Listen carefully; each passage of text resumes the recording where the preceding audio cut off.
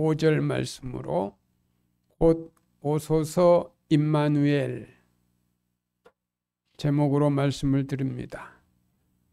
오늘은 2023년도 대림절 첫째 주일입니다. 이 대림절이란 주님이 하늘 보좌에서 이 땅에 내려오심을 기다리는 절기입니다. 예수님께서는 하늘 보좌를 버리고 이 땅, 이 세상에 오신 이유에 대하여 이사야의 예언을 인용하면서 말씀하셨습니다.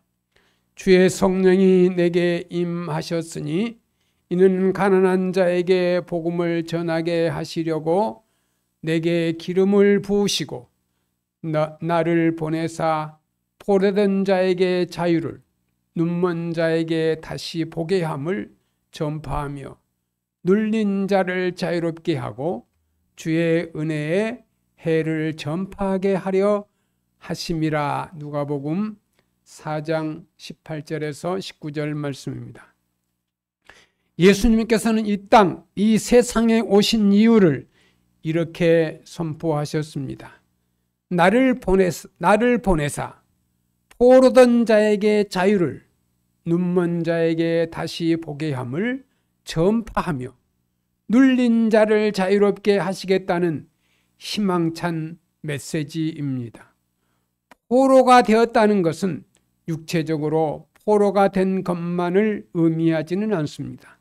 정신적인 포로와 영적 포로로 다 거기에 포함된 의미입니다. 또 눈이 멀었다는 이것도 육체적으로 눈이 먼 것만을 의지하지는 않습니다. 정신적인 눈먼과 영적 눈먼도 다 의미합니다. 욕심에 눈이 어두워서 사리 분별을 제대로 잘못하기에 문제가 많습니다. 또한 영적으로 포로가 되거나 눈이 먼 사람도 영은 있으나 욕심에 그 영적 감각이 다 무디어져서 지금이 무슨 때인지, 회개할 때인지, 은혜 받을 만한 때인지 이러한 것들을 잘 구별하지 못하기에 하나님은 메시지인 하나님의 쌓이는 이에서부터 끊임없이 내려오는데 영적으로 포로가 되거나 눈이 먼 사람은 이것을 모른다는 것입니다. 그런데 바로 이런 사람들의 영적 눈을 뜨게 하기 위하여 예수님이 오셨다는 것입니다. 그래서 눌린 자를 자유롭게 하고 그들에게 주의 은혜의 해를 전파하셨다는 것입니다. 세상에 육체적으로 또 욕심에 눌려있는 사람들도 많습니다. 또 영적으로 눌려있는 사람도 많습니다. 주님은 이러한 사람들을 거기서 그 눌린 데서부터 자유롭게 하기 위하여 오셨다는 것입니다. 성경은 주의 은혜의 해란 희년을 말하는 것으로서 완전한 해방을 의미하고 있습니다. 신학자들은 예수님을 해방의 메시아라고도 부르는 것입니다. 주님께서 강림하시어서 아직도 우리가 벗어나지 못하고 있는 사슬들을 풀어주시고 아직도 눌려있는 그 눌림들을 해결해 주시는 복된 절기가 되기를 주님의 이름으로 축원합니다. 누가복음 3장 1절에서 6절 말씀에 세례 요한은 제사장 스가랴의 아들로 태어났습니다. 그 당시의 제사장직은 세습직이기 때문에 세례 요한도 마땅히 제사장의 직분을 배워서 감당해야 되었습니다. 당시 이 종교인들의 지위는 대단했습니다. 정치와 종교가 구별되어 있지 않는 이 유대 사회에서 제사장직은 존경받는 자리이면서도 생활도 안정되어 있는 직업이었습니다. 더욱이 세례 요한의 아버지 사가랴는 백성들로부터 존경받는 훌륭한 가문 출신이었습니다.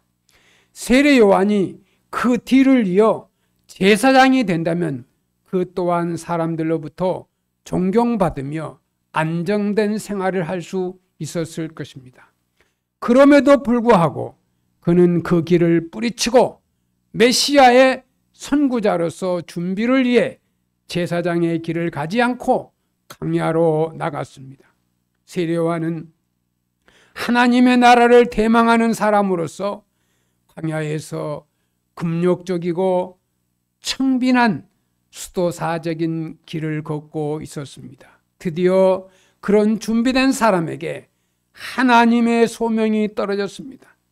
하나님의 말씀이 빈들에서 사가랴의 아들 요한에게 임한지라.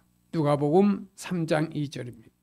하나님은 그를 메시아에 오는 길로 예비하는 사람으로 쓰신 것입니다. 이것은 이미 이사야 선지자가 700여 년 전에 예언한 것이었습니다. 광야에서 외치는 자의 소리가 있어 이르되 너희는 주의 길을 예비하라. 그의 오실 길을 곧게 하라. 모든 골짜기가 메워지고 모든 산과 작은 산이 낮아지고 굽은 것이 곧아지고 험한 길이 평탄해질 것이요 모든 육체가 하나님의 구원하심을 보리라. 700년 전 예언된 말씀입니다. 오늘 본문에서 이사야 11장 1절 5절 말씀을 보면 좀 더 상세하게 이 대림절의 의미를 살펴보면 이새의 줄기에서 한 싹이 나며 그 뿌리에서 한 가지가 나서 결실할 것이요. 이 말씀은 그리스도로 오시는 예수님의 모습을 두 가지로 표현하고 있습니다.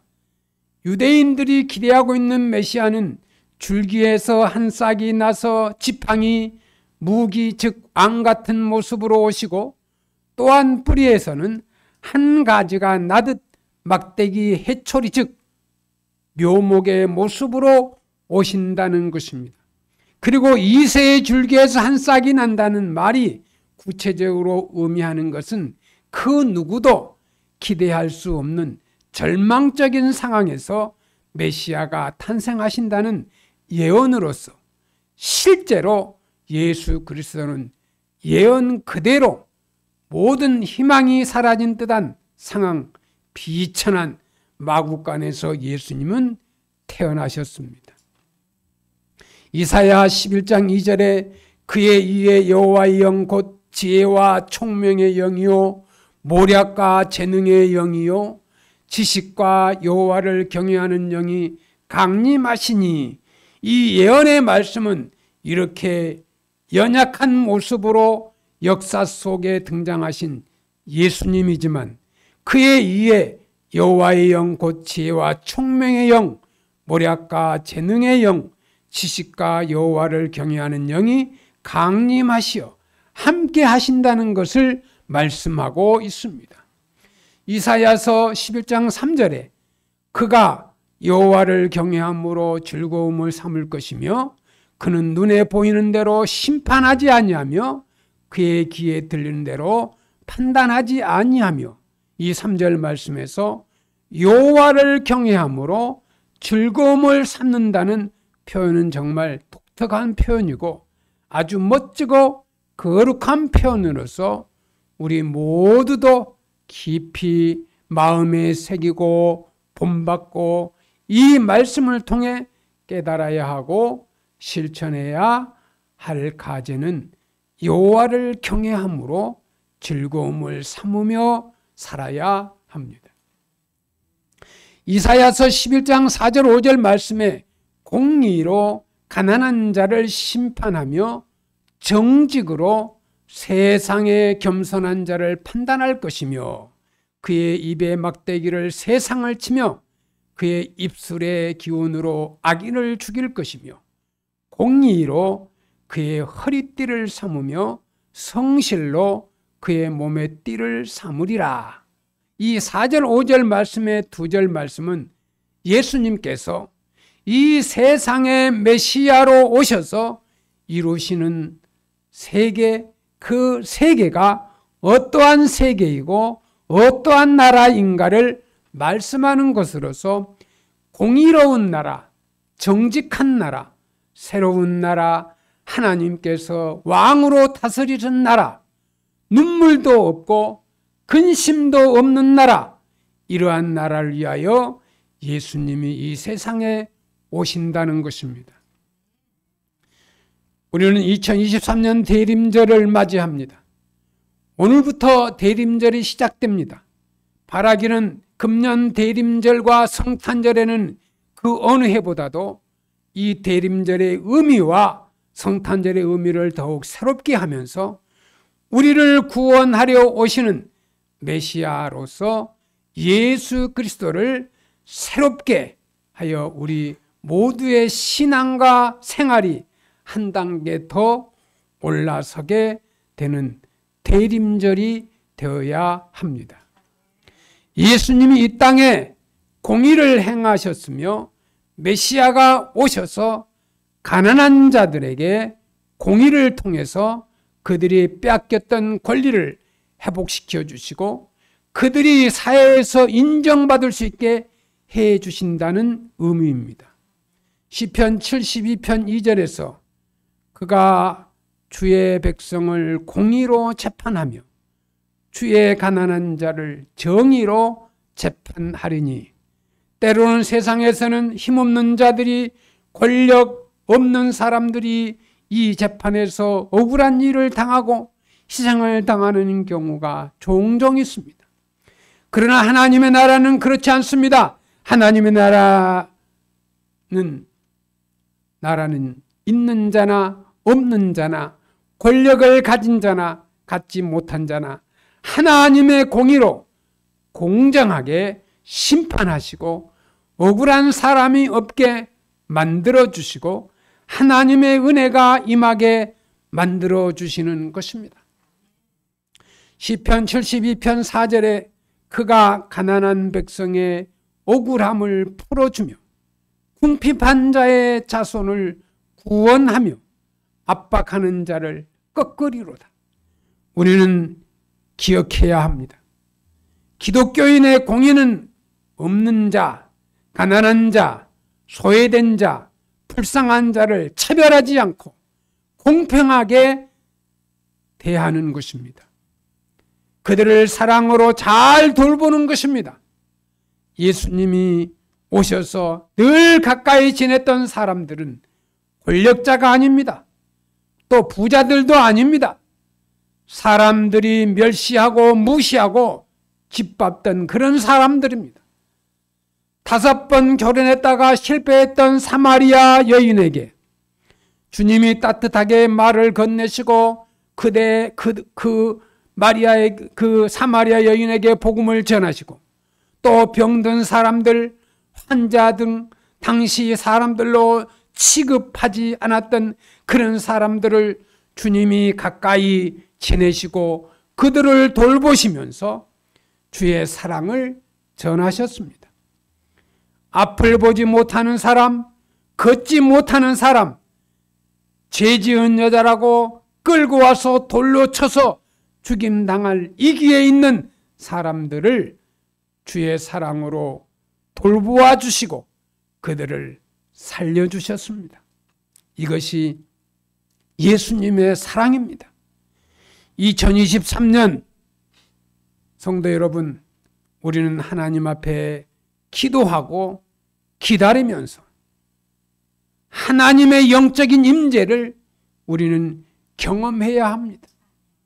이것이 바로 대림절입니다.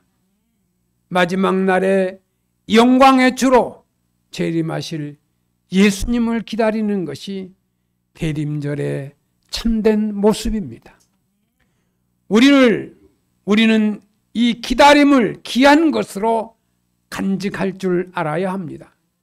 하나님께서는 이 기다림의 아픔과 애통함을 갖고 있는 자를 찾아 영적인 축복과 물질의 축복을 주십니다. 겸손한 마음으로 하나님을 높이고 나를 낮추며 그때 주님께서 다가오셔서 말씀하실 것입니다. 내가 나를 높이 여기 있나니 여기 있느냐 나도 너를 높이 여기겠다. 내가 나를 존귀하게 여겼느냐 나도 너를 존귀하게 여기겠다. 사랑하는 성도 여러분, 우리의 인생에는 기다림이 있습니다. 기다림은 귀한 것입니다. 때로는 아프기도 합니다. 우리가 감당할 수 없을 만큼의 눈물도 있습니다. 그러나 그 속에서 우리는 하나님의 은혜, 하나님의 역사, 하나님의 도우심, 하나님의 생명, 하나님의 은총, 하나님의 자유, 하나님의 회복을 경험하게 됩니다. 이 놀라운 축복을 경험하면서 기쁜 마음으로 주님을 기다리는 대림절이 되시기를 바랍니다. 하나님의 사람들이 다 되시기를 축원합니다.